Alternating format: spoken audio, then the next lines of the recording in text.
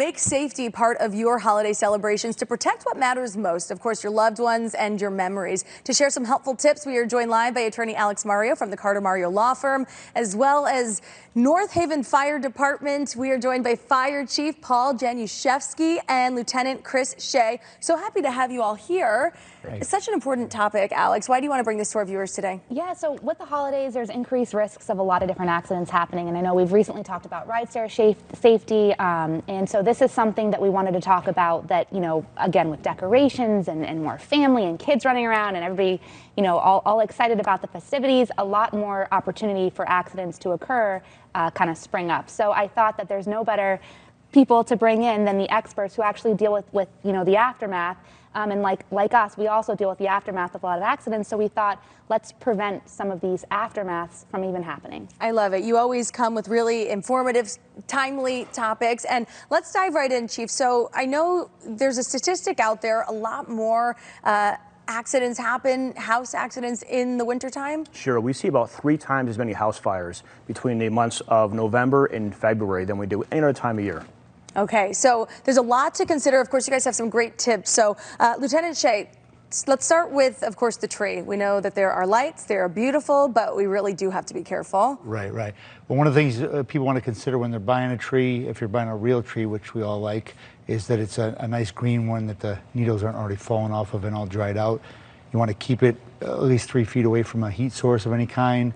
And if you're going to plug lights into it, which we all do, no more than 3 strands you should probably plug in, and make sure they're UL listed lights that you're putting on the tree. Don't break grandma's out from the 1930s, and you especially want to unplug it when you go to bed. Okay, that was going to be my next question. Yes. A lot of people aren't sure, so best to be safe unplug it, before bed. Okay, and speaking of our nighttime routines, Chief, you were saying something called close before you doze. Yeah. We want to close those bedroom doors. We want to compartmentize your house, your bedroom doors, your bathroom doors, your basement door, everything.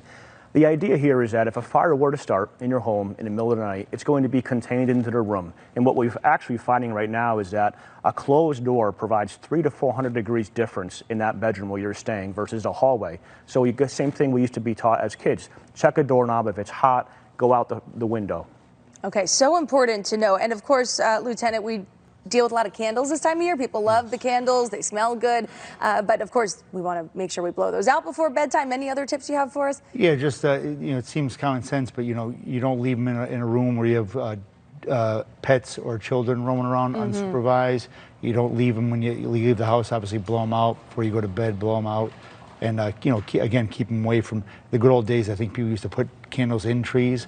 Bad idea. Bad idea. That's, yeah, keep them away from the flammable decorations, so at least a foot or so away. Yep, all great advice. And Chief, in the unfortunate incident that something does happen and it's the early stages, is there anything we can do to get it under control aside from, of course, calling the fire department? Sure, so you can certainly try with an extinguisher that you have in your home, but first call 911. Use an extinguisher, and if that doesn't work, close your door as you're leaving the house. Close your front door as you're leaving the house. Again, try to compartmentize your house so if a fire does start, it's contained to that one area. It will save your clothes, it'll save your house potentially, it'll save your pets, anything in it. All right, wonderful. And Alex, I know throughout the months you've had your rideshare services that you've offered, and this is just another great way to give back to the community that you serve. And Lieutenant Shea, before we go, I know you have a wonderful program that you want to tell our viewers about. Oh, yeah. So we run an organization called Hero to Hero.